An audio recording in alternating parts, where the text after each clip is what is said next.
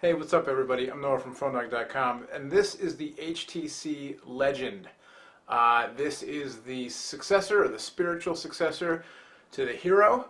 It's out now. It's actually only available in Europe, not available in the US. HTC sent us it's not a prototype, but it wasn't, in retail packaging, but a version of their unlocked Legend, which is GSM.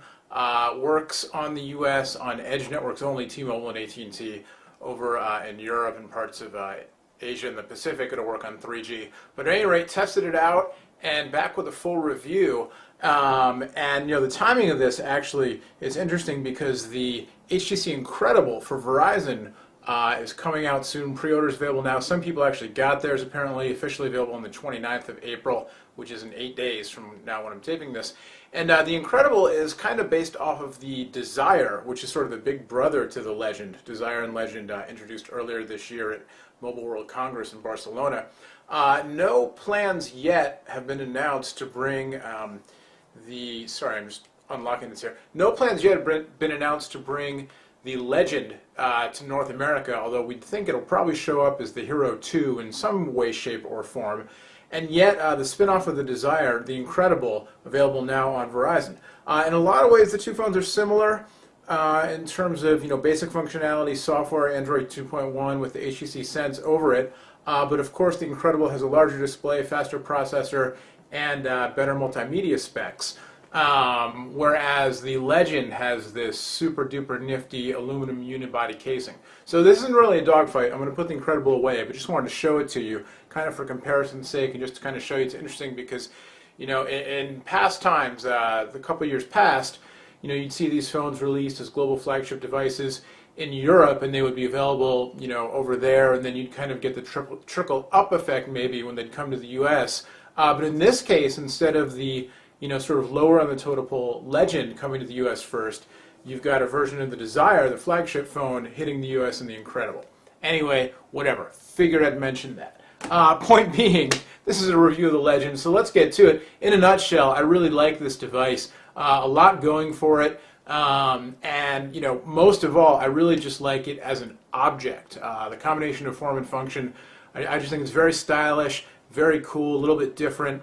And very high quality feeling, kind of just really nice to take it out of my pocket and be like, oh, this is cool, man. I don't even need to turn the screen on. But when you turn the screen on, it does quite a bit. So let's take a look.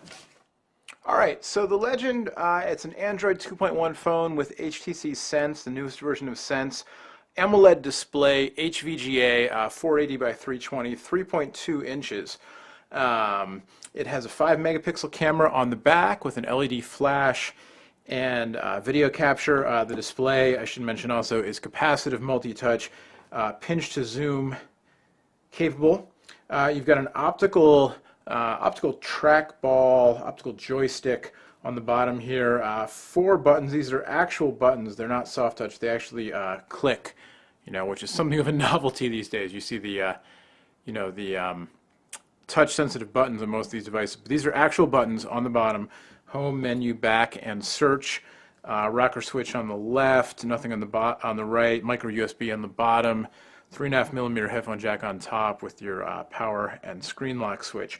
And like I said, it's a GSM phone, 3G European banding. In North America, you're going to get Edge on this. I've been testing it on AT&T and T-Mobile. It's worked just fine. Edge-only speeds, but call quality's been good, signal strength's been good. Actually, on AT&T, signal strength's been better on this than on 3G phones, at least where I am here in the San Francisco Bay Area, filming this now out of the East Bay, but have been using it all over the Bay Area. So anyway, in a nutshell, like I said, it's a great device. It works quite well. I personally like the HTC Sense system. Some people don't, but you can turn it off if you don't like it, which is nice. So it's a little bit of a value add to standard Android, because you've got the 7 home screens now. Some new features, the advanced weather widget, which I think is kind of cool. FriendStream, which is kind of a social media aggregator you can set up with Twitter and Facebook and Flickr, kind of a easy overview of what people and your friends are saying their stream, and then you can post status updates pretty easily there. The Photos app, which works really well. Here's a little widget, some photos I took at the farmer's market. photo I took of a tea box apparently. But so if we tap from there, whoops, if we tap, we'll go into the photo app, double tap, I don't even know. There we go. And we'll look at the photo, and you've got pinch and zoom capabilities.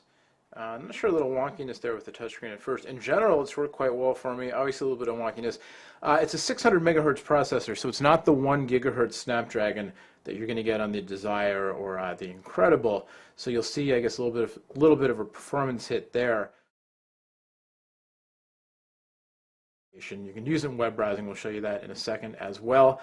Pretty easy sharing of your photos to your different accounts. I got this set up for Facebook, Flickr, Gmail. Peep is HTC's Twitter app. I installed another Twitter app there. Twitter, I think is how you pronounce it. I'm not really sure. You can share via Picasa, send it via email, all that kind of stuff. So it's kind of nice. It's the standard Android 2 sharing with some, additions. The nice thing about Android and the sharing is that when you install other apps that are compatible with sharing, they show up in the dialog box, so you have your choice. Perhaps, it's overkill for some people who want the super dead simplicity, but if you like being able to kind of tweak and customize your system and install different things and try out different things like different Twitter apps or different photo sharing services, it's kind of nice. I like the way that Android handles that. We'll go back to the home screen here, and there's the photo. There's the main home screen. Obviously, you can add widgets and apps and change your background like you can in Android. We'll go over another panel here. I've got the music widget installed, and then the power settings control widget, brightness, syncing, Wi-Fi, all that good stuff, kind of standard Android stuff there. Bookmarks, so your bookmarks will load up in this widget, visual bookmarks, so you can go into your different apps, got my tech blogs, my sports blogs and stuff. Calendar, and there you go. And again, these screens are customizable. And this also has the new version of Sense, has what HTC calls Leap. So you can pinch in on one of the home screens and get a thumbnail overview of your 7 home panels, and you can just tap on one to go there. Or if you're on the main home screen, you can hit the home button and get it as well. It's kind of a nifty little thing, nice little visual way to hop around. Certainly it's good for the sort of eye candy and wow factor, and also, arguably kind of handy as well. And you can, of course, navigate using the trackball, which I've heard some people complain about not liking this new design. I actually like it quite a bit. I got a little bit of a head start because HTC kind of told me, don't use it like an optical D-pad. Use it like a trackball. Just, thumb over it like you'd scroll on a trackball. And that's really how it works. You can click. It's got, the clicking motion. So if I'm here and I want to choose something, I guess I can't choose from, get onto an icon from here, but let's say I tap on photos, and then I'm in here, and then I can use the the optical trackball to go around, go back and forth, and if I want to choose something, I can now click. So it's got, a select button in the middle, which is kind of handy. Anyway, I like the trackball. With the touchscreen, you don't use the trackball that much, but I personally find it handy for selecting HTML links on websites that have kind of small HTML links. You might find it handy for other things, selecting objects in a list, that kind of thing.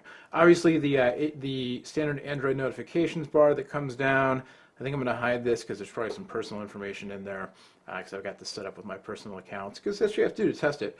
But, it's standard Android stuff. You've got your applications pop up in that little drawer there. And again, you can turn the whole Sense system off if you want and use whatever Android, stock Android or your own home screen replacements or whatever you like.